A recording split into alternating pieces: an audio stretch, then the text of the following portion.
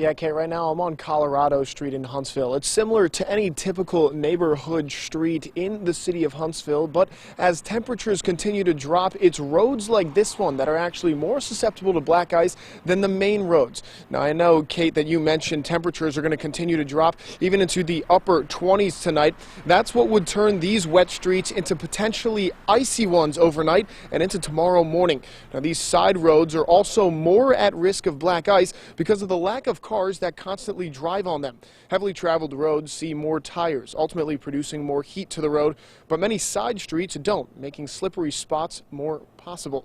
Now, Alabama State Troopers reported late tonight that right now they haven't seen any major concerns on the roadways, but the possibility for icy conditions, especially on overpasses, are definitely there. So something to keep an eye on as you're on the road tonight and early tomorrow morning. Reporting live in Huntsville, Stephen Delcizian, WATE 31 News.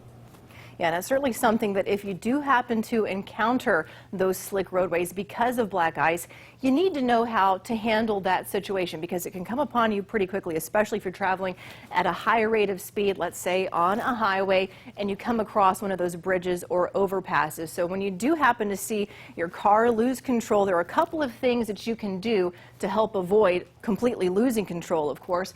So tips for driving: use caution, especially, of course, on those elevated surfaces. Keep your wheels straight. Don't try and steer out of this. And also, don't brake. Pumping your brakes is going to cause you to lose traction. And take your foot off the accelerator. That's going to be the best way for you to slow down instead of pumping the brakes. So just some tips to keep in mind, especially as those temperatures are dropping into the upper 20s later tonight.